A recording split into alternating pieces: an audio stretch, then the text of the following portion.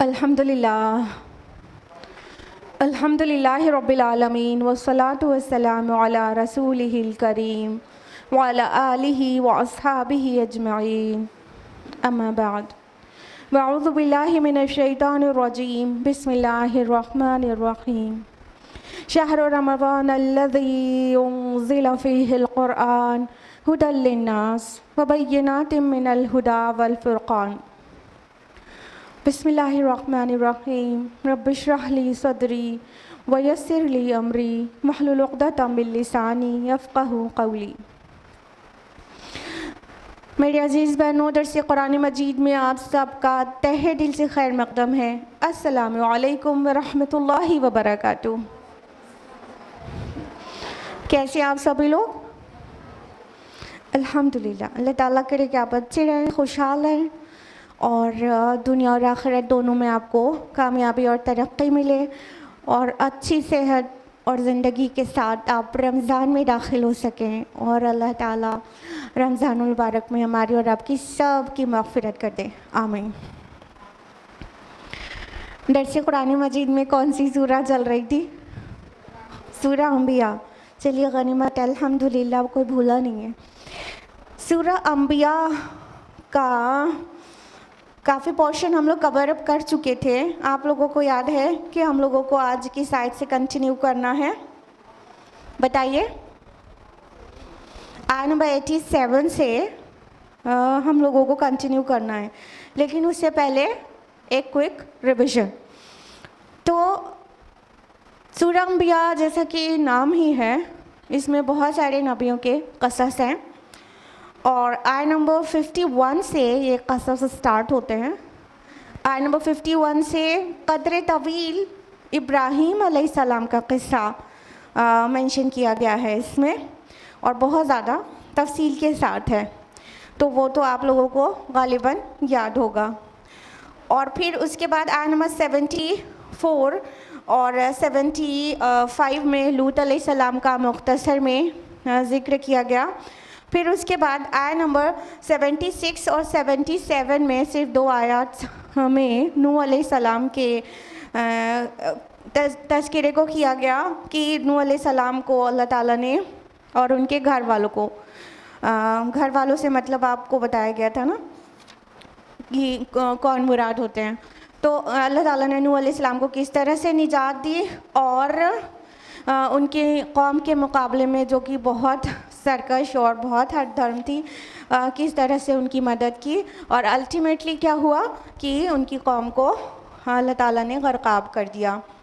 Then आयत number 78 से लेके 82 तक दाऊद और सुलेमान अलैहिमुस्सलाम का तज़किरा आया कि सुलेमान अलैहिस्सलाम को अल्लाह ताला ने किस तरह से क़ुव्वत फ़ैसला नसीब किया था और एक दाऊद अलैहिस्सलाम अपने वालिद सुलेमान अलैहिस्सलाम अपने वालिद दाऊद अलैहिस्सलाम के दरबार में बैठे थे। केस आया था जो बेहतर फ़ैसला उसका सुलेमान अलैहिस्सलाम ने कर दिया था और उसके अलावा ज़िक्र किया गया कि किस तरह से अल्लाह ताला ने दाऊद अलैहिस्सलाम को एक टैलेंट दिया था और वो था लोहे से ज़िराह बनाने का टैलेंट और सनअत, जो पूरा इंडस्ट्री वहीं से समझ लीजिए स्टार्ट हुई है और उसके बाद बहुत सनअती काम बहुत ज़्यादा प्रोग्रेस कर गए।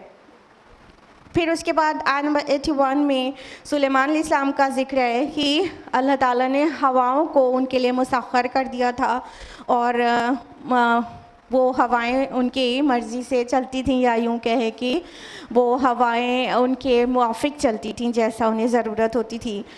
और आयत नंबर 82 में ये भी बताया अल्लाह ताला ने कि शैतान को यानी जिन्नात को अल्लाह ताला ने उनके कब्ज़े में दे दिया था और उनसे वो बड़े बड़े काम लिया करते थे। देन आयत नंबर 83-84 में अय्यूब अलैहिस्सलाम का ज़िक्र आया कि अल्लाह ताला ने कितना उन्हें सब्र दिया था और उन्हें आजमाया गया बहुत सारी तकालीफ देकर और बहुत ब्लेसिंग्स को छीन कर वापस, लेकिन उन्होंने स्टेडफास्टनेस दिखाई और वो साबित कदम रहे और अल्लाह ताला से जो दुआ की तो अल्लाह ताला ने उनकी तकलीफ़ को दूर कर दिया। उसके बाद आयत नंबर 85 और 86 में इस्माइल, इदरीस और जुल्किफ्ल अलैहिमुस्सलाम का ज़िक्र करके अल्लाह ताला ने फरमाया ये सब के सब क्या थे, ये साबिरीन थे और अल्लाह ताला ने इन सब को सौलेह बनाया और अपनी रहमत में दाखिल कर लिया। तो ये था पीछे का कुछ रिवीजन। अब हम लोग तफसील से जानेंगे आयत नंबर 87 ऑनवर्ड्स। आयत नंबर 87 है अऊज़ु बिल्लाहि मिनश शैतानिर रजीम बिस्मिल्लाहिर रहमानिर रहीम वज़न्नून इज़ ज़हबा मुग़ाज़िबा, और मछली वाले को भी जब वो चल दिया गुस्से में भरा हुआ, फ़ज़न्ना अल्लन नक़दिर अलैहि, और उसने गुमान किया कि हम उस पर तंगी ना करेंगे, फ़नादा फ़िज़्ज़ुलुमात, फिर उसने अल्लाह ताला को तारीकियों के अंदर से, अंधेरों के अंदर से पुकारा, अल्ला इलाहा इल्ला अंता सुब्हानक, कि तेरे सिवा कोई माबूद नहीं, बेशक तू पाक है, इन्नी कुन्तु मिनज़ ज़ालिमीन, यकीनन मैं ही ज़ालिमों में से हूँ। अब हम लोग जानेंगे वज़न्नून। ज़ुन्नून किसका लक़ब है? यूनुस अलैहिस्सलाम का। एग्जैक्टली क्या यूनुस अलैहिस्सलाम मछली का कारोबार करते थे जो उनको ज़ुन्नून कहा गया, मछली वाला? हाँ नहीं, फिर एग्जैक्टली वो उनका प्रोफेशन नहीं था ज़ुन्नून जो कहा गया कि, और मछली वाले को भी जब वो गुस्से से भरा हुआ निकला तो यूजुअली हम अपने बोलचाल की लैंग्वेज में क्या जानते हैं, मछली वाला किसको कहते हैं? जो मछली पकड़ता और बेचता है, हाँ, जिसका प्रोफेशन होता है फिश से रिलेटेड। तो यहाँ पर ज़ुन्नून यूनुस अलैहिस्सलाम को कहा गया इसलिए नहीं कि उनका प्रोफेशन था, बल्कि एक मिरेकल हुआ जो उनके साथ कि मछली ने उन्हें निगल लिया था और वो उसके बाद भी ज़िंदा वापस आ सके। तो इसका तफसीलात कुछ सूरह साफ़ात में भी है। अभी हम लोग यहाँ पे जानेंगे कि अल्लाह ताला ने क्या ज़िक्र किया है कि और ज़ुन्नून जब गुस्से में भरा हुआ निकला, यहाँ पर इज़ ज़हबा मुग़ाज़िबा, मुग़ाज़िबा जो वर्ड आया है वो बाब मुफ़ाइला से है और बाब मुफ़ाइला में शिद्दत और बहुत ज़्यादा वो पाई जाती है, एक्सट्रीम पाया जाता है। तो इसका मतलब हुआ मुग़ाज़िबा जब कहा गया तो इससे पता चला गुस्से में भरा हुआ, गुस्से में नहीं, बहुत ज़्यादा गुस्से में भरा हुआ, यानी एक शिद्दत पता चल रही है कि बहुत ज़्यादा वो गुस्से में थे। और फिर उन्होंने क्या किया कि वो गुस्से से भरे हुए निकल गए। कहाँ निकल गए थे वो? किसी को पता है किस कौम पर मबूस हुए थे यूनुस अलैहिस्सलाम? बिल्कुल सही, माशाअल्लाह, बारकल्लाहु फिल। नैनवा कौम थी, हाँ, वहाँ पर मबूस किए गए थे। हालांकि नैनवा वर्ड कुरान मजीद में नहीं आया है, तो ये नैनवा शहर था एक, उस कौम के लिए यूनुस अलैहिस्सलाम को मबूस किया गया था। और दीगर रसूलों की अक़वाम की तरह यूनुस अलैहिस्सलाम की कौम भी बहुत ही नाफरमान थी और उनकी बात मान कर नहीं दे रही थी। तो उनके लिए अज़ाब की ख़बर आ चुकी थी अल्लाह ताला की तरफ से। जैसे 6 रसूलों का ज़िक्र है कुरान मजीद में, बहुत रिपीटेडली बयान किया गया है कि कुछ वो सारे रसूल जैसे नूह अलैहिस्सलाम और शुएब अलैहिस्सलाम और मूसा अलैहिस्सलाम और 6 अक़वाम, इन सभी के रसूलों ने इनको बुलाया अल्लाह की तरफ, हक़ की तरफ, लेकिन उन्होंने मान कर नहीं दिया तो अल्टीमेटली उन पर अज़ाब आ गया, उन पर पनिशमेंट आ गई, डिवाइन पनिशमेंट, और वो सब बर्बाद हो गए, ख़त्म हो गए, सफ़ाई हस्ती से मिट गए। तो यूनुस अलैहिस्सलाम की कौम भी उनकी बात नहीं मान रही थी, एक अल्लाह की इबादत के लिए तैयार नहीं हो रही थी और अपने रसूल की इताअत नहीं कर रही थी।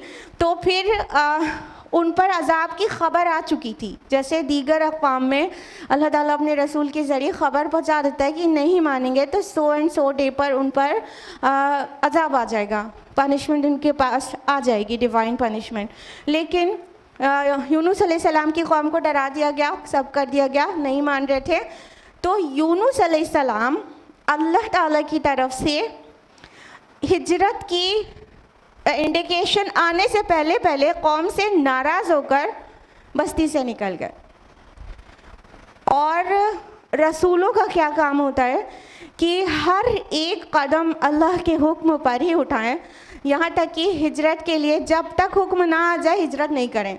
आपको हमारे प्यारे नबी सल्लल्लाहु अलैहि वसल्लम के मुतालिक हिजरत के बारे में डिटेल से पता है ना कि बहुत सारे लोग मदीना हिजरत कर चुके थे, लेकिन रसूलुल्लाह सल्लल्लाहु अलैहि वसल्लम अल्लाह के हुक्म का इंतज़ार कर रहे थे। यहाँ तक कि अबू बकर रज़ियल्लाहु अन्हु उनसे पूछा करते थे, या रसूलल्लाह क्या कोई हुक्म आया? तो फरमाते थे नहीं। जब अल्लाह ताला की तरफ से हुक्म आया है कि अब उन्हें माइग्रेट करना चाहिए, तो रसूलुल्लाह सल्लल्लाहु अलैहि वसल्लम ने हिजरत की मक्का से मदीना की तरफ। लेकिन यूनुस अलैहिस्सलाम ने अल्लाह ताला की तरफ से हुक्म आने से पहले पहले अपनी कौम से इंतहा नाराज़गी में कि मान कर नहीं दे रहे, सुन नहीं रहे और अपने लिए अजाब की खबर आने पर भी नहीं डर रहे, उन्होंने उस बस्ती को छोड़ दिया था और वो गुस्से में भरे हुए चल दिए थे दूसरी बस्ती की तरफ। फिर क्या हुआ, बीच में क्या कहा गया, फज़न अल्लन नक़दिर अलैहि, उसने क्या गुमान किया कि हम उस पर तंगी ना करेंगे। अब अच्छा इसमें गौर करने की बात यह है कि अगर इसको ट्रांसलेशन ये किया जाए कि उसने वो क्या समझे कि हम उन पर कुदरत नहीं रखते, तो ये बहुत गलत होगा, क्योंकि ये तर्जुमा सही नहीं है। रसूल के लिए ऐसी बात तसव्वुर भी नहीं करना चाहिए कि रसूल कभी ऐसा सोचेगा कि अल्लाह ताला उस पर कुदरत नहीं रखता। एक्चुअली बात को समझने की ज़रूरत है। इमाम राग़िब और जौहरी रहमहुल्लाह ये फरमाते हैं कि जब वर्ड कद्र जो फ़िअल कद्र है वर्ब, जब ये अला के सिला के साथ आता है, आगे अला है ना, नक़दिरा अलैहि, अल्लाह के सिला के साथ आता है, तो इसका माना कुदरत नहीं होता, बल्कि इसका माना होता है तंगी, टाइटनेस, पावर नहीं होता, टाइटनेस होता है। तो यहाँ पर जो ये कहा जा रहा है कि उसने क्या समझा हम उस पर कुदरत नहीं रखते कहें तो बहुत गलत होगा, बल्कि ये तर्जुमा सही होगा कि उसने क्या समझा कि हम उस पर तंगी नहीं करेंगे। और अल्लामा कुर्तुबी ने फरमाया कि ये वाला जो तर्जुमा है, अल्लाह आप पर कादिर ना हो सकेगा, ये मरदूद है, काफिराना है, तो इस तर्जुमे से बचना चाहिए। तो एक्चुअली यहाँ पर तर्जुमा होगा कि उन्होंने क्या समझा कि हम उन पर तंगी नहीं करेंगे, उन्हें टाइटनेस नहीं करेंगे, उन्हें टाइट नहीं करेंगे, यानी वो निकल गए तो अल्लाह ताला कुछ भी उन्हें नहीं कहेंगे। फिर वो निकले थे बस्ती से और बस्ती को क्रॉस करने के लिए बीच में रिवर आई और उसमें वो एक कश्ती में सवार हुए, उसमें और भी लोग थे बोट में। तो वो कश्ती चलती है और अब इसकी तफसीलात तो कुरान में नहीं है, इसराइली रिवायात से लेना पड़ता है। तो जो कहा जाता है कि उसमें एक इंटरप्रिटेशन तो ये है कि कश्ती का वज़न ज़्यादा था और आगे जाके कश्ती डोलने लगी थी और वो डूब जाती, और ये कहा गया कि अगर इसमें से कोई एक उतर जाएगा यहाँ पर, उसका वज़न हल्का हो जाएगा तभी बच पाएंगे। तो अपनी जान देने के लिए कौन तैयार होता? तो कुरान डाला गया और कुरान में यूनुस अलैहिस्सलाम का नाम बार बार निकला। एक इंटरप्रिटेशन ये है कि कश्ती में समझा जा रहा था कि कोई सिनर है और उसको उतरना होगा, और फिर कुरान डाला गया और यूनुस अलैहिस्सलाम का नाम निकला। बहरहाल वो बैकग्राउंड में जो भी था, कश्ती से पानी में यूनुस अलैहिस्सलाम को ही उतरना पड़ा। तो यूनुस अलैहिस्सलाम जिस सिचुएशन में आए थे वैसे ही गुस्से और गम से निढाल थे, और उस पर से ये भी आजमाइश आ गई कि उनको पानी में डूबना है। तो वो जब कश्ती से पानी में जाते हैं तो एक बिग फिश, बहुत बड़ी मछली उन्हें निगल लेती है। और जब मछली के पेट में वो जाते हैं तो वो रियलाइज़ कर लेते हैं कि एक्चुअली कहाँ क्या हुआ। आगे देखिए, फरमाया फ़नादा फ़िज़्ज़ुलुमात, बस उसने अल्लाह ताला को तारीकियों में पुकारा।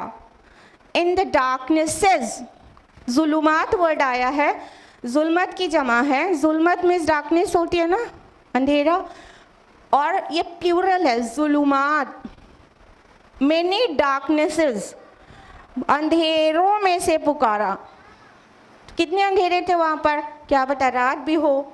फिर दरिया के अंदर का अंधेरा, पानी के अंदर आपको पता होगा कि काफ़ी डार्कनेस होती है, सनलाइट जो है पानी में बहुत ज़्यादा दूर तक नहीं जा पाती है, ठीक। तो अंदर डार्कनेस, एक दरिया का अंधेरा, फिर उसके बाद फिश के बेली में, उसके अंदर का अंधेरा, मतलब उसकी फ़िश की जो भी बिग फ़िश होगी उसकी स्टमक वॉल, फिर उसके अंदर इतनी लेयर्स, और उसके अंदर उसके स्टमक में उसके अंदर का अंधेरा। तो फरमाया गया बस उसने अल्लाह ताला को बहुत सारे अंधेरों से पुकारा, बिल्कुल कंप्लीट डार्कनेस में थे। ज़रा उनके फीलिंग का तसव्वुर कीजिए कि कैसा महसूस हो रहा होगा वहाँ पर। अगर हम लोग किसी लिफ्ट में फंस जाएं और ना ही हाथ में मोबाइल हो और ना ही कोई आवाज़ सुनने वाला हो, लिफ्ट में पावर कट हो जाए, लिफ्ट में फंसे हैं, छोटी सी लिफ्ट है और मोबाइल भी नहीं है साथ में और कोई आवाज़ सुनने वाला भी नहीं है, 102 मंजिल के लिए चढ़े थे और बीच में अटक गए, तो कैसा महसूस होगा? जबकि एग्जैक्टली वैसा उनको नहीं महसूस हो रहा होगा, उससे बहुत ज़्यादा अजीब और खौफनाक महसूस हो रहा होगा, क्योंकि लिफ्ट फिर भी थोड़ी बड़ी तो होती है, लेकिन हम लोग फिर भी कितनी घुटन महसूस करेंगे। अब उससे 4-6 गुना और बढ़ाकर घुटन महसूस करके देखिए कि मछली के पेट के अंदर एक समूचा इंसान है और उसकी लाइफ का अब फर्दर कोई चांस नहीं है और वो अपनी शऊर में है। किस कदर घुटन महसूस हुई होगी उनको। एक रिवायत में आता है कि 3 दिन थे और मतलब मछली के पेट में, और एक रिवायत में आता है कि फ्यू आवर्स जितना टाइम होता है उतनी देर थे। बहरहाल तो अंदर से वो कितना बेचैन हुए होंगे और उन्होंने अपनी फॉल्ट का रियलाइजेशन किया। यही नबियों की सुन्नत और सालिहीन की सुन्नत है। क्या वो समझ गए कि उनसे गलती हुई है? उन्होंने रीज़न उनको नहीं दिया कि हमको पानी में गिरा दिया, हमको, जैसे हम लोग किया करते हैं। हम लोगों के साथ कुछ भी इश्यूज़ होते हैं, कोई भी प्रॉब्लम्स होती है, हमको खुद हो या हमारे किसी को और हो जाए अपने अराउंड, तो फ़ौरन दूसरे को ब्लेम करने लगते हैं। उनकी वजह से ऐसा हो गया, वो ऐसा नहीं करते तो वैसा नहीं हुआ होता, और ख़ुद को हम कभी भी चेक नहीं करते, सेल्फ इवैल्यूएशन नहीं करते, और तो फिर हमें रियलाइजेशन हो ही नहीं पाता है कि हमारी कोई फॉल्ट थी। जब हम सेल्फ इवैल्यूएशन नहीं करेंगे, वो भी सख्ती से, तो कैसे रियलाइज़ करेंगे? लेकिन उन्होंने इंस्टेंटली रियलाइज़ किया कि he has done some mistake. वो समझ गए कि ये मुझसे गलती हुई है, मैं अल्लाह ताला के हुक्म के आए बगैर माइग्रेट कर गया उस बस्ती से। तो उन्होंने क्या कहा, और वो सबको याद है, कोई ही शायद होगा ऐसा जिसको नहीं याद हो, के ला इलाहा इल्ला अंता, कोई भी इबादत के लायक नहीं है सिवाय आपके, सुबहानक, आपकी ज़ात पाक है, इन्नी कुन्तु मिनज़ ज़ालिमीन, कि बेशक मैं ही कसूरवारों में से हूँ, मैं ही जालिम हूँ, मैं जालिमों में से हूँ। I am of those who are oppressors. किसके ऊपर जुल्म करते? अपने ऊपर भी। और जब किसी का राइट वायलेट होता है तो उस पर भी जुल्म ही होता है। तो कौम जो उनकी थी, उनका एक राइट बन रहा था कि उनका जो मुस्लिह है, उनका जो नबी है, वो उनके साथ रहे, यहाँ तक कि अल्लाह का हुक्म आ जाए निकलने का, उससे पहले तक उन्हें साथ रहे। आपको पता होगा कि ये वाहिद कौम है जिसके पास अजाब की खबर आ जाने के बाद भी अजाब टाल दिया गया। इधर यूनुस अलैहिस्सलाम वहाँ बस्ती से निकले, अल्लाह के हुक्म के बगैर बस्ती से निकले, उधर बस्ती वालों को, उनकी कौम को रियलाइजेशन हो गया कि जब अजाब के आसार ज़ाहिर होने लगे तो वो समझ गए कि अब तो हम गए। वो सब ओपन में निकलकर अल्लाह ताला की से तौबा करने लगे और अल्लाह की तरफ पलटने लगे। तो अल्लाह ताला ने अजाब का आसार आने के बाद कभी अजाब नहीं टाला जाता, लेकिन सिवाय कौम यूनुस के, क्योंकि उससे एक ख़ता हो गई थी कि वो अपनी कौम को वक्त से थोड़ा पहले छोड़कर निकल गए थे, तो उसका बेनिफिट मिल गया कौम को कि अल्लाह ताला ने अजाब को टाल दिया। तो अजाब को अगर किसी भी कौम में टाला गया है तो कौम यूनुस, तो यूनुस अलैहिस्सलाम फ़ौरन समझ गए। जब वो इतने गम में चले गए थे, जब वो इतने डार्कनेस में चले गए थे, जब वो उतनी मुसीबत में मुब्तला हो गए थे, तो इंस्टेंटली ही रियलाइज्ड कि मुझसे ही मिस्टेक हुई है। अल्फाज सुनिए कि आपके अलावा कोई माबूद नहीं है अल्लाह पाक, और आप पाक हैं, और मैं ही जालिमों में से हूँ, मैंने ही अपने ऊपर जुल्म किया है। तो ये अम्बिया की सुन्नत है और सालिहीन की सुन्नत है। जब मुश्किल आती है, परेशानी आती है, गम आता है, क्राइसिस आती है, एडवर्स कंडीशंस आती हैं, वो अपने को चेक करते हैं। They evaluate themselves and try to find out the fault. किसकी फॉल्ट? अपनी खुद की। तो ये अम्बिया और सालिहीन का सुन्नत है, और दूसरे को ब्लेम करना ये किसकी सुन्नत है? बताइए जल्दी से। इब्लीस की सुन्नत है। करेक्ट। क्या किया था इब्लीस ने? आदम अलैहिस्सलाम से भी गलती हुई, वो पलटे, उन्होंने कहा रब्बना ज़लमना अनफुसना व इल्लम तग़फिर लना व तरहमना लनकुनन्ना मिनल ख़ासिरीन ना। उन्होंने भी रियलाइज़ किया उनसे गलती हो गई है। आपने, ऐ रब, अगर आपने हमको नहीं बख्शा और हम पर रहम नहीं किया तो हम खसारा उठाने वालों में से हो जाएंगे, हमने अपने ऊपर जुल्म कर डाला है। उन्होंने रियलाइज़ किया वो नबी थे, सालेह थे। इब्लीस ने क्या किया? इब्लीस ने सजदा नहीं किया, लेकिन अड़ गया, रियलाइज़ नहीं किया अपनी मिस्टेक को, और फिर जब अल्लाह ताला ने उसे मरदूद होने के खबर सुनाई, उसको मरदूद कर दिया, तो उसने क्या कहा? ये आदम की वजह से हो गया। यही कहा था ना, ये आदम, इसकी वजह से आज मेरी पोजीशन छीन गई है और अब मैं इसकी औलादों को भी बहकाऊंगा। हाँ, तो ये इब्लीसी सुन्नत है। जब हम क्राइसिस या ट्रायल्स के टाइम पर दूसरों में ऐप ढूंढना शुरू कर देते हैं और दूसरों को ब्लेम कर देते हैं कि इनकी वजह से ऐसा हो गया, इन्होंने ऐसा नहीं किया होता तो नहीं हुआ होता, वगैरह वगैरह। तो चूँकि यूनुस अलैहिस्सलाम अल्लाह के बुलंद पाया नबी थे, उन्होंने फ़ौरन रियलाइज़ कर लिया नहीं उनसे गलती हुई है और वो अपनी कौम को छोड़कर टाइम से पहले निकल गए थे, ये उनकी फ़ॉल्ट है। तो उन्होंने फ़ौरन सरेंडर भी किया और रुजू भी किया। कहाँ से? स्टमक से, फिश के, मछली के पेट के अंदर थे। And I have said it ना कि इट वाज अ मिरेकल। क्यों? देखिए, मछली के पेट में जाके कोई जिंदा वापस बच के नहीं निकल सकता। इट्स सो सिंपल बात कि ये मिरेकल इस वे में भी है। लेकिन आपको पता होगा कि आपने डाइजेस्टिव सिस्टम पढ़ा है अपने बचपन में। जिन लोग बचपन जिनका चला गया उन्होंने पढ़ा होगा, और जिनका बचपन अभी है तो वो जानते होंगे कि डाइजेस्टिव सिस्टम पूरा पढ़ने के बाद एलिमेंट्री कैनाल में सारे पार्ट्स पढ़ने में जब फूड जाता है माउथ से स्टमक तक, जिसको मैदा कहते हैं उर्दू में, और हिंदी में क्या कहते हैं? अमाशय। ठीक है, उसमें जाता है स्टमक में, तो वहाँ पर HCl प्रोड्यूस होता है कि नहीं? हाइड्रोक्लोरिक एसिड ना, सबको मालूम है ना। और HCl दिन भर में इतना प्रोड्यूस हो जाता है कि वो मेटल्स को भी गला देने के लिए काफ़ी है, मेटल्स को।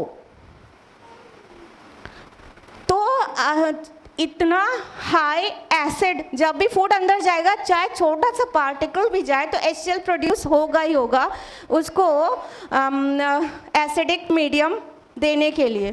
तो इतना HCl प्रोड्यूस होने में तो पूरा अंदर जो भी होगा उसको गल जाना था, लेकिन यूनुस अलैहिस्सलाम का बाल भी बका नहीं हुआ। That's why it is a miracle. उनको कुछ भी नहीं हुआ था, वो पूरे सलामत बाहर आए थे। तो अगर आप ये सोच रहे हैं HCl प्रोड्यूस होता है तो हमारा स्टमक ही क्यों नहीं गल जाता, तो उसको आप जाके साइंस में पढ़िएगा, आज गूगल करके देखिएगा क्यों नहीं गल जाता। जो स्टमक की इंटरनल लाइनिंग होती है ना, वो हर second millions of cells change होती रहती है। स्टमक की इंटरनल लाइनिंग जो है चेंज होती रहती है, में नई सेल्स का फॉर्मेशन होता रहता है और अंदर की सेल्स जो है वो डेड होती रहती है। तो आपका रब आपका इतना ख्याल रखता है कि आप के फूड को HCl की ज़रूरत है, लेकिन वो HCl सिर्फ फूड पे एक्शन लेता है और आपके स्टमक की इंटरनल लाइनिंग ज़रा भी डिस्टर्ब नहीं होती, आपका पेट नहीं गल जाता। लेकिन अंदर से कोई चीज़ जाएगी, बाहर से अंदर कोई चीज़ जाएगी तो उस पर तो HCl वर्क करेगा ना। तो यूनुस अलैहिस्सलाम he was in the stomach of the fish, लेकिन उनको HCl ने भी नुकसान नहीं पहुंचाया, क्योंकि अल्लाह ताला के ख़ास बंदे थे। अल्लाह ताला को उन्हें रियलाइजेशन देना था और उनके ज़रिए हम सब तक ये मैसेज भेजना था कि जो भी ख़ता करने के बाद अल्लाह की तरफ पलटता है तो अल्लाह ताला मिरेकुलसली भी उसकी हिफाजत करता है। देखिए आयत नंबर 88 में क्या कहा गया, फस्तजबना लहू, तो हमने उसकी दुआ कबूल फरमाई, वनज्जयनाहु मिनल गम, और उसको गम से नजात दी, वकज़ालिका नुंजिल मुमिनीन, और इसी तरह हम नजात दिया करते हैं अहले ईमान को। वाज़ेह हो गया ना। अल्लाह ताला ने फरमाया कि हमने उसकी दुआ कबूल फरमाई। उन्होंने कहा था ना कि अल्लाह आप पाक हैं, ख़ता करने वाला मैं हूँ, जुल्म करने वाला मैं हूँ, मुझसे ख़ता हो गई है। इतने अंधेरों के अंदर से पुकारा और वहाँ से अल्लाह ताला ने उनकी दुआ को सुना। हदीस में आता है कि फरिश्ते कहने लगे ये आवाज़ कैसी है, बड़ी कमज़ोर सी है, और ये आवाज़ किसकी है? अल्लाह ताला ने कहा ये मेरे बंदे यूनुस की है। मछली के पेट के अंदर से पुकार रहे हैं और अल्लाह ताला सुन रहा है और जवाब दे रहा है। पहुंचा अल्लाह ताला मदद को, फस्तजबना लहू, और हमने उसको जवाब दिया। अल्लाह ताला फरमा रहे हैं हमने उसको जवाब दिया, उसकी पुकार को मैं पहुंचा। सूरह बकरा सूरह नंबर 2 आयत नंबर 186 में क्या कहा, व इदा सअलका इबादी अन्नी फइन्नी करीब। ए नबी, जब मेरे बंदे मेरे बारे में आपसे पूछें तो आप कह दीजिए मैं करीब ही हूँ, उजीबु दअवत दाई इज़ा दआन, मैं हर पुकारने वाले की पुकार को सुनता और जवाब देता हूँ, जब कभी पुकारे, जहाँ कहीं पुकारे। फल यस्तजीबू ली वल युमिनू बी, तो उसे भी चाहिए मुझ पर ईमान रखे और मेरी बात माने। लअल्लहुम यरशुदून, ताकि रुश्द व हिदायत पा जाए। क्या कहते हैं अल्लाह ताला, मैं इतना करीब हूँ कि मैं हर पुकारने वाले की पुकार सुनता हूँ और जवाब देता हूँ। हम लोग ऐसे ही मिसाल देने के लिए कहते हैं ना, चाहे आकाश से पुकारो चाहे पाताल से, अल्लाह सुनता है। यहाँ तो सचमुच में पाताल से सुन लिया अल्लाह पाक ने। मछली के पेट के अंदर से अल्लाह का एक बंदा पुकार रहा है, ऐ रब मुझसे खता हो गई, आपकी ज़ात पाक है, खताकार तो मैं हूँ, जुल्म तो मैंने किया है। मतलब ये एक काइंड ऑफ रिपेंटेंस है, ये रुजू है, ये तौबा है, पलटना है अल्लाह की तरफ, कन्फेस करना है कि आई हैव डन रॉन्ग। तो अल्लाह ताला का इंस्टेंट रिप्लाई आ जाता है Allah responded to him instantly, fastajabna lahu. तो हमने उसकी पुकार का जवाब दिया, हमने उसकी दुआ को कबूल किया और उसको गम से नजात दी। देखिए, गम किसी को भी अच्छा नहीं लगता, हालांकि ये ज़िंदगी का एक इंडिस्पेंसेबल पार्ट है। खुशी गम ये अल्टरनेट आते ही रहते हैं, लेकिन हर कोई चाहता है उसे गम से नजात मिल जाए। अम्बिया भी चाहते हैं कि गम से बाहर आ जाएं। वो घुटन, वो गम, ज़रा इमेजिन कीजिए फिश के बेले के अंदर, हाँ, कैसा घुटन और कैसा गम होगा। फरमाया वनज्जयनाहु मिनल गम, और हमने उसे गम से नजात दी।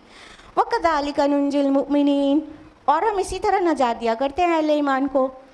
देखिए, अभी अभी आपके दिमाग में जो बात आई थी ना, उसका जवाब भी अल्लाह ताला ने दे दिया है। आपके दिमाग में अभी ये बात आई थी ना कि वो अल्लाह के नबी थे, तो अल्लाह ताला ने उनकी पुकार को सुन लिया। हम कहाँ, हम तो बड़े गुनहगार, हम तो ऐसे, कहाँ हमारी पुकार सुनी जाएगी इतनी आसानी से। अगर आपने ऐसा सोचा था तो अल्लाह ताला ने जवाब उसी आयत में दे दिया, वकज़ालिका नुंजिल मुमिनीन, और इसी तरह हम नजात दिया करते हैं तमाम मुमिनीन को, सबको, सारे अहले ईमान को। यानी ये चीज़ कि अल्लाह सुनेगा, जवाब देगा, मदद करेगा, सिर्फ अंबिया के साथ ख़ास नहीं है। जो भी अल्लाह के मानेगा, जो भी अल्लाह पर ईमान रखेगा और उसके मुताबिक अपनी ज़िंदगी को चलाएगा, अल्लाह उसकी पुकार को देन एंड देयर रिस्पॉन्स देगा, देन एंड देयर। तो हमें बस चाहिए, एकदम वाज़ेह तो कहा गया ना सूरह बकरा सूरह नंबर 186, अभी जो हमने आपके लिए कोट की, कि उसे भी चाहिए फस्तजीबू ली वल युमिनू बी, उसे भी चाहिए कि मेरी बात माना करे, मुझ पर ईमान रखा करे। तो ये 2 वे प्रोसेस है। ये 1 वे ट्रैफिक नहीं है कि हम सोचें कि हम जब चाहें अल्लाह ताला को पुकारें और अल्लाह ताला हमको हमेशा देन एंड देयर रिस्पॉन्स दे, हमारी पुकार को पहुँचे। लेकिन जब रब के मानने का टाइम आए हमको, तो हम पीठ दिखा दें और हम इधर से निकल जाएं और उधर से निकल जाएं। हम रब की ना माने और हम चाहें कि रब हमारे हर पुकार को पहुँचे, तो ऐसे नहीं होता, ऐसे नहीं होता। आप अपने बच्चों से इतना प्यार करते हैं, लेकिन अगर बच्चे भी आपकी बहुत ज़्यादा ही नाफरमानी कर दें, तो आप कोई ना कोई अपनी तोहफ़ा, अपना उनके लिए गिफ्ट या कुछ भी वो रोक तो लेते हैं ना। हर वक्त तो नहीं देते, जो आपको भी नाराज़गी होती है। जबकि अल्लाह ताला इंसान को, तमाम इंसानों को माँओं से बहुत ज़्यादा मोहब्बत करता है। और आई वुड लाइक टू से, ये कहना छोड़ दें कि 70 माँओं से ज़्यादा मोहब्बत करता है। We are confining blessings of Allah and love of Allah. ये हम बहुत रिस्ट्रिक्ट कर रहे हैं, 70 माह से ज़्यादा, बस 70। अरे वाली हदीस याद है ना कि अल्लाह ताला ने रहमत के 100 हिस्से किए, एक हिस्से में दुनिया में पूरी सबके अंदर जो रहमतें और मोहब्बतें हैं उनको दिया और 99 अपने पास रखा। यानी हर वो माँ जो अपने बच्चे के लिए ममता रखती है, मोहब्बत रखती है, वो सारी माएँ दुनिया की मिला के, सारे परिंदों की माएँ और सारे जानवरों की माएँ, जितने आप देखते हैं ना कि कोई भी एनिमल हो वो भी अपने बच्चे को प्यार करता है और रहमत उसके लिए रखता है। तो ये दुनिया की पूरी मोहब्बतें और रहमतें वो अल्लाह ताला के रहमतों का 1 पार्ट है और 99 पार्ट अल्लाह ताला के पास है। तो अभी कैसे लॉजिकल वो 70 माओं से ज़्यादा मोहब्बत करता है? नहीं, इट्स फेक। ऐसी कोई हदीस नहीं है और ऐसा कोई ऑथेंटिक किसी स्कॉलर का भी कॉल नहीं है, ठीक है। तो अल्लाह ताला उससे बहुत ज़्यादा हमसे मोहब्बत करते हैं। तो हम अल्लाह की ना माने तो भी अल्लाह ताला हमें फूड देते हैं, वाटर देते हैं, ऑक्सीजन देते हैं, हाँ, और हमें घर दिया, अपने दिया, सब अपनों की मोहब्बतें दिया। कितने सारे अनकाउंटेबल ब्लेसिंग्स हम पर रखते हैं अल्लाह पाक। हाँ, हम नहीं मानते तो भी, हम कहते हैं देयर इज़ नो गॉड तो भी बारिश होती है हमारे घरों में भी। जो भी कहता है no there is no God, Allah ताला उसके घर में भी धूप निकालते हैं, सूरज की रोशनी पहुंचती है, हर एक चीज़। हाँ, तो कुछ अल्लाह की रहमत आम्मा है, वो सब के लिए है, और रहमत खासा है, special blessing. Special blessing is for special ones, और वो स्पेशल वंस कौन है? जो अल्लाह की मानते हैं। अल्लाह को मानते हैं नहीं, अल्लाह की मानते हैं, सही सही ईमान रखते हैं और अल्लाह के बताए तरीक़े पर अपनी ज़िंदगी गुजारते हैं, तो फिर उनकी तो दिन एंड देर सुनता है अल्लाह ताला। बाकी जो जनरल ब्लेसिंग्स हैं, रहमत आम्मा, वो हर दुनिया की, हर कायनात की हर एक चीज़ पर अल्लाह की रहमत मोहित है। तो ये लेकिन चाहते हैं अल्लाह की ख़ास रहमतें हों, मेरे ऊपर भी इनायतें हों, तो अल्लाह ताला कहते रहें सिर्फ अम्बिया की नहीं, मोमिनीन की भी पुकार को हम पहुँचते हैं, उसका भी जवाब देते हैं, इसी तरह उनको भी गम से नजात देते हैं। हम में से कोई भी गम में पड़ जाता है तो उठते बैठते दुआ करता है ना, अल्लाह पाक इस गम से हमें नजात दे दे, हमें इस गम से बाहर ला दे। इस गम ने हमें तोड़ फोड़ डाला, गम किसी को भी नहीं अच्छा लगता। तो अगर हम चाहते हैं कि अल्लाह ताला हमें हमारी पुकार, हर पुकार को पहुँचे हर जगह, तो हम भी अल्लाह की माने, अल्लाह ताला फ़ौरन सुनेगा, सिवाय इसके कि वो गम में डालना ही हिकमत ना हो, कोई मशीयत ना हो उसके पीछे। ठीक है, अगर उस गम में ही छोड़ना कोई हिकमत के तहत है, कोई बेनिफिट के लिए है, तो अल्लाह ताला तब भी उस गम में छोड़ेगा। लेकिन अगर हिकमत का तकाज़ा और मशीयत का तकाज़ा नहीं है, तो अल्लाह ताला सुनेंगे और उस गम से नजात देंगे। आयत नंबर 89 है, व ज़करिया इज़ नादा रब्बह, और ज़करिया अलैहिस्सलाम को जब उसने पुकारा अपने रब को, रब्बि ला तज़रनी फ़र्दन व अंता खैरुल वारिसीन, परवरदिगार मुझे अकेला ना छोड़ और यकीनन तू ही बेहतरीन वारिस है। ज़करिया अलैहिस्सलाम की तफसीलात सूरह मरियम में आप सुन चुके हैं, अगर आप में से जितने लोग रेगुलर रहते हैं, और सूरह मरियम में ज़्यादा तफसील से है और सूरह आल इमरान में है। ठीक है, तो सूरह मरियम में तफसीलात आती है ना कि किस तरह से ज़करिया अलैहिस्सलाम ने अल्लाह ताला को पुकारा था कि मैं आपसे दुआ करके कभी मायूस नहीं हुआ और आपने मुझे हमेशा अता किया है, लेकिन अब मैं बूढ़ा हो गया हूँ और मेरी बीवी फर्टाइल नहीं है और वो बच्चा नहीं जन सकती। तो वहाँ पर भी वो मेंशन्ड है और यहाँ पर भी उन्होंने दुआ किया, रब्बि ला तज़रनी फ़र्दन व अंता खैरुल वारिसीन, ऐ रब मुझे अकेला ना छोड़। अकेलापन बहुत बुरी चीज़ होती है, इंसान की पूरी साइकोलॉजी डिस्टर्ब हो जाती है। तो नबी थे, उन्होंने भी दुआ किया कि मुझे अकेला ना छोड़, और हाँ मगर बेशक बेहतरीन वारिस तो आप ही हैं। पहली बात तो उनकी दुआ का मकसद क्या था वो भी रिकॉल कर लीजिए आप लोग। उन्होंने औलाद क्यों चाही थी? सूरह मरियम सूरह नंबर 19 आयत नंबर 6 में वाज़ेह है ना, यरिसुनी व यरिसु मिन आले याकूब, जो मेरा भी वारिस बने और वारिस बने आले याकूब का। यानी जो मिशन चल रहा था हैकल सुलेमानी से रिलेटेड, वो उनके ख़ानदान में था। वो चाहते थे कि उनके घर में एक औलाद पैदा हो जो इस काम को आगे बढ़ाए, दीन इस्लाम के अलमबरदार बने, अल्लाह की वहदानियत की तरफ लोगों को बुलाए और हैकल की खिदमत करे। तो ये मिशन था उनका। इस मकसद के तहत वो चाह रहे थे उनके अराउंड के लोग, यानी जो रिश्तेदार होते हैं, उनको इतना सीरियस नहीं देख रहे होंगे कि वो लोग उनके मिशन को आगे बढ़ाएंगे, हक़ को कायम करने वाला काम करेंगे, दावत करेंगे, लोगों को बुराई से रोकेंगे, अच्छाई की तरफ बुलाएंगे। उनको लग रहा होगा कि उनके अराउंड के लोग जो हैं उन पे वो भरोसा नहीं करने लायक हैं। अल्लाह मुझे औलाद दे दीजिए, मैं उसकी ऐसी तरबियत करूं कि ये मेरे मिशन को आगे बढ़ाए।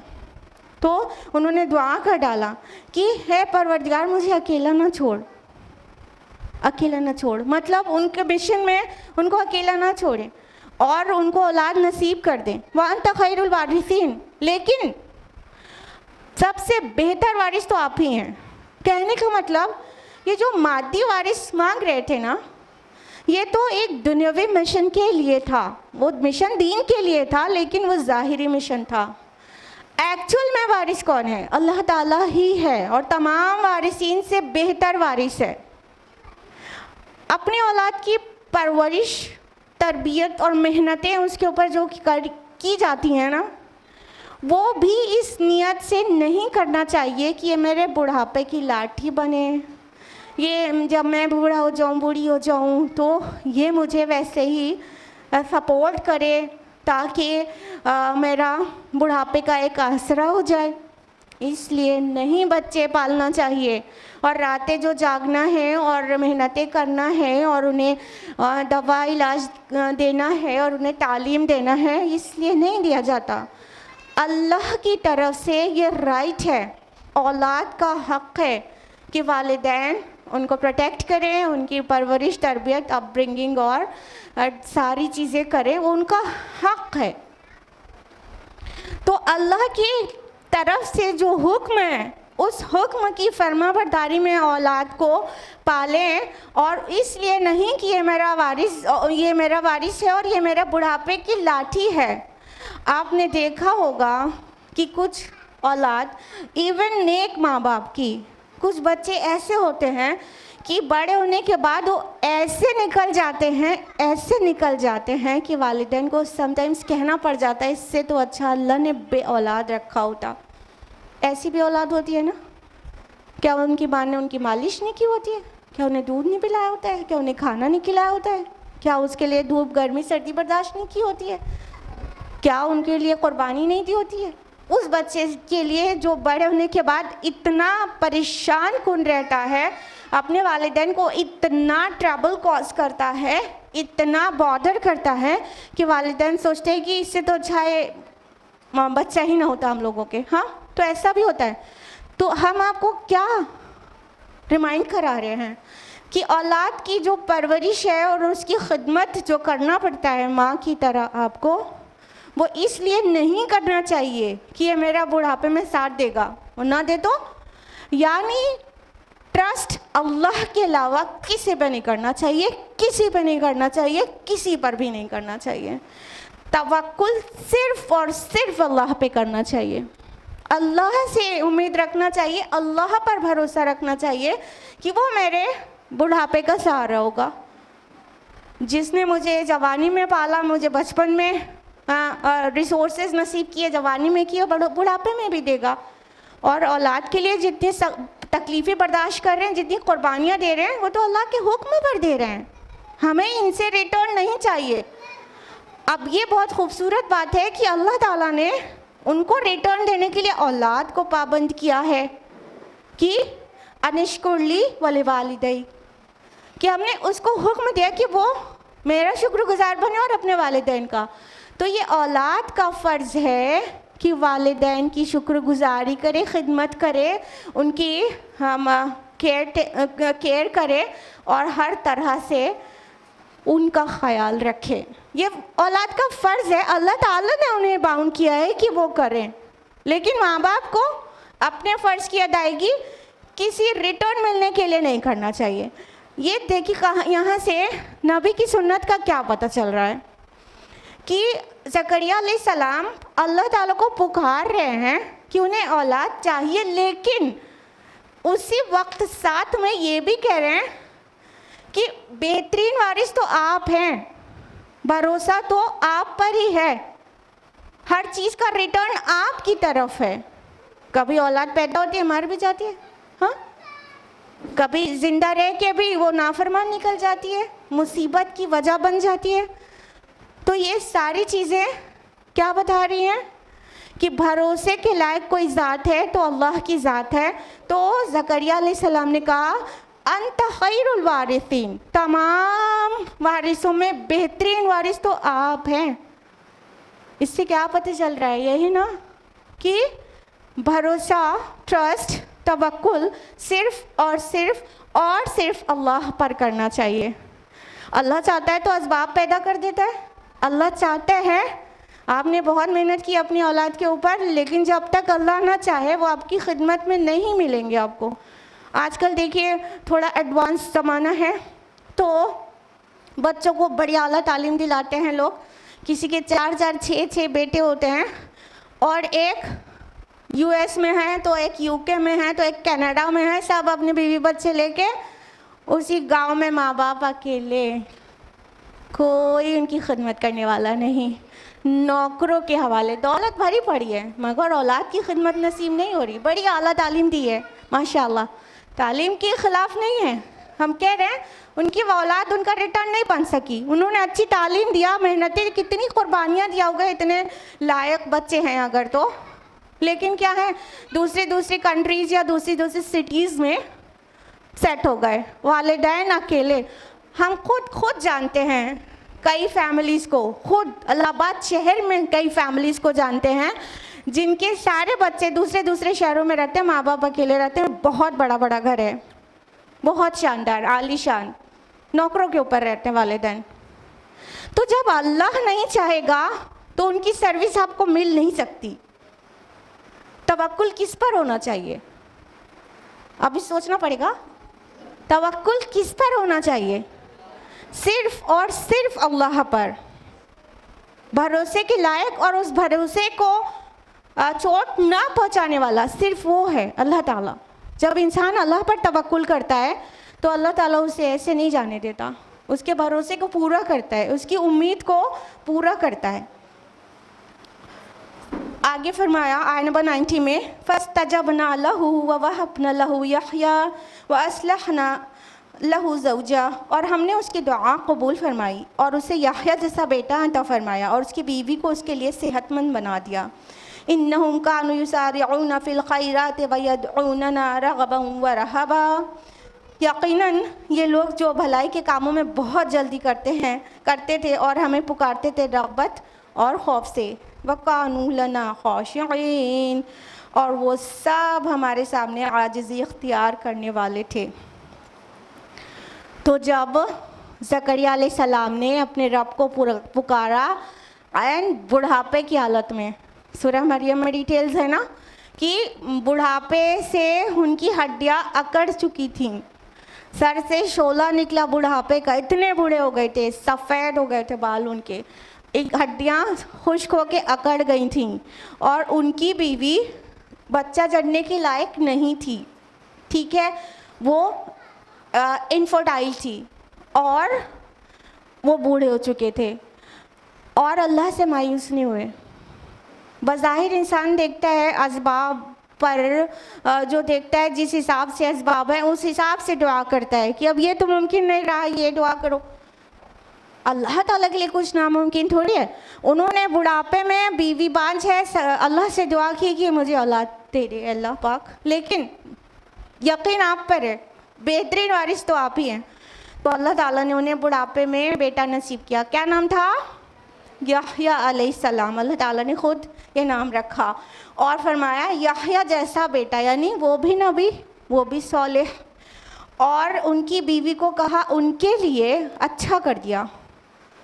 यानी अल्लाह ताला असबाब का, रिसोर्सेज और मीन्स का मोहताज नहीं है, लेकिन अल्लाह ताला इंसानों को जो कुछ प्रोविज़न देते हैं वो थ्रू मीन्स देते हैं, इसलिए मीन्स को, रिसोर्सेज को मेंटेन कर देते हैं।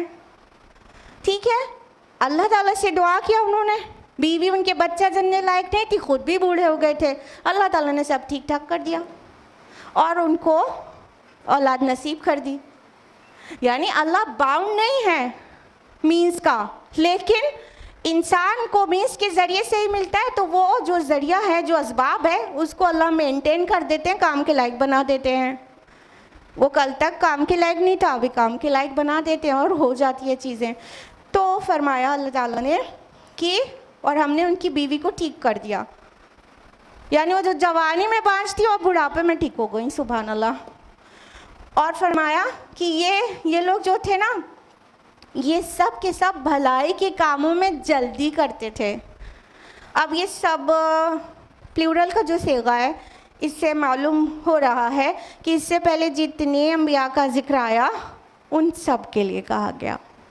ठीक है, इससे पहले हम लोगों ने अभी जाना, ये तो ज़करिया अलैहिस्सलाम की बात हो रही है, याह्या अलैहिस्सलाम की बात हो रही है, इसके ऊपर अय्यूब अलैहिस्सलाम, यूनुस अलैहिस्सलाम, अय्यूब अलैहिस्सलाम और इब्राहिम अलैहिस्सलाम, लूत अलैहिस्सलाम, ये और दाऊद और सुलेमान अलैहिस्सलाम, इन सभी का रिविज़न भी दिया आपको। ये सभी का तज़किरा आया था ना, तो मान के चलेंगे इन सब के लिए कहा जा रहा है ये यकीनन ये लोग थे कैसे, जो भलाई के कामों में जल्दी करते थे, प्रोक्रेस्टिनेशन नहीं करते थे कि अभी कर लेंगे तभी कर लेंगे। हम लोगों की आदत इतनी बुरी है कि मान लीजिए अभी कोई बात का रियलाइजेशन हुआ, हाँ बात तो सही है, ये करना तो चाहिए, कुछ भी वॉटएवर, लेकिन घर जाएंगे तो कहेंगे कर लेंगे। प्रोक्रेस्टिनेट करते, टालते हैं लोग चीज़ों को, कर लेंगे, कौन सी जल्दी है। मान लीजिए अभी एहसास हुआ कि हाँ कितना ज़रूरी है कि कुरान को समझ कर पढ़ा जाए, तो कितना गाइडेंस मिलती है। अभी मान लीजिए अभी भी समझ में आया, हाँ, और आपने तय किया होगा कि हाँ कुरान को समझ कर पढ़ेंगे, कुरान विद अंडरस्टैंडिंग पढ़ेंगे, अरबी ज़ुबान सीखेंगे, या तो एटलीस्ट ट्रांसलेशन से तो ज़रूर ही पढ़ेंगे। अभी अभी तय किया आपने, घर जाएंगे तो कौन सी जल्दी है, कभी भी कोई कोर्स ज्वाइन कर लेंगे, देखेंगे, अभी तो ये, अभी तो वो, अभी तो घर बन रहा है, अभी तो बच्चा छोटा है, अभी ये प्रोक्रेस्टिनेशन शुरू कर देंगे। इससे बिल्कुल कंट्रास्ट अंबिया अलैहिस्सलाम की सुन्नत ये है कि वो खैर के कामों में जल्दी करते थे, वो कॉम्पीट करते थे कि वो सबसे पहले अच्छे काम को कर डालें और टाल मटोल नहीं करते थे। इससे क्या पता चला, नेक लोगों की आदत ये होती है कि खैर का कोई भी प्लान दिमाग में आया उसको कर डालते हैं, क्योंकि प्रोक्रेस्टिनेशन शैतान की तरफ से होता है। शैतान कान थपक देता है, हो जाएगा, कौन सी जल्दी है, कर लेना, अभी तो तुम फला फला इश्यूज़ में बिज़ी हो ना, कर लेना, हो जाएगा। ये होते होते उसकी वैल्यू, उसकी इम्पोर्टेंस कुछ दिन के बाद टाइम के साथ रिड्यूस हो जाती है और फिर बिल्कुल ही ध्यान से निकल जाता है, हो गया शैतान का काम, और हम रह गए हाथ मचाते हुए। करना क्या चाहिए, हर अच्छे काम को का इरादा जो भी हो, या कहीं से इंस्पिरेशन मिले, कहीं से गाइडेंस मिले, या कोई दिमाग में ही प्लान आ जाए, तो हर अच्छे काम को कर गुजरना चाहिए, उसको टालना नहीं चाहिए, जल्दी करना चाहिए, दौड़ना चाहिए। देखिए कहा जा रहा है युसारिऊना फिल खैरात, वो भागते थे, दौड़ते थे खैर की तरफ, जल्दी करना चाहते थे हर खैर के काम को, और वयदऊनना रगबन व रहबा, और वो पुकारते थे हमको रगबत के साथ, व रहबा, और खौफ के साथ। अल्लाह ताला से हमारा जो ताल्लुक़ है ना, उसमें दोनों चीज़ होना चाहिए, रग़बत और मोहब्बत भी होना चाहिए और खौफ भी होना चाहिए। सिर्फ मोहब्बत और रग़बत हो और खौफ ना हो तो भी गुनाहों से बचने के लिए काफ़ी नहीं है, और सिर्फ खौफ हो तो हो सकता है कि इंसान खौफ से अपने आप को इतना टॉर्चर कर डाले कि उसको अच्छा काम करने की कुव्वत ही कम हो जाए या ख़त्म हो जाए, और वो गम में चूर हो जाए कि अब तो हम गए, अब तो अल्लाह ताला हमको अज़ाब ही दे डालेगा। नहीं, दोनों चीज़ होना चाहिए। अल ईमानो बैनल खौफ़ वर रजा, ईमान क्या है, खौफ और उम्मीद के बीच में है। और यहाँ पे अंबिया अलैहिमुस्सलाम की सुन्नत अल्लाह ताला क्या फरमा रहे हैं कि वो हमें रग़बत, मोहब्बत, शौक़ और खौफ दोनों के साथ पुकारते थे। तो अल्लाह ताला की तरफ एक शौक़ भी होना चाहिए, उससे मुलाकात का शौक़, उसकी सजी सजाई जन्नत में जाने का शौक़, उसका रिज़वान पाने का शौक़ भी होना चाहिए, और खौफ भी होना चाहिए कि जहन्नम से, आग से डर, अल्लाह की नाराज़गी, गुस्से से डर। तो ये दोनों का जहाँ पर सही सही मिलाप होता है ना, और बैलेंस दोनों का मेंटेन होता है ना, वो इंसान कामयाब होता है। अगर रग़बत ही ज़्यादा हो जाए और खौफ बहुत कम हो जाए तो भी प्रॉब्लम, और अगर खौफ बहुत ज़्यादा हो जाए और शौक़ और रग़बत एकदम मिनिमाइज़ हो जाए तो भी इंसान प्रोडक्टिव काम नहीं कर सकता। तो इन दोनों के साथ अल्लाह को पुकारना चाहिए। क्या कहा गया?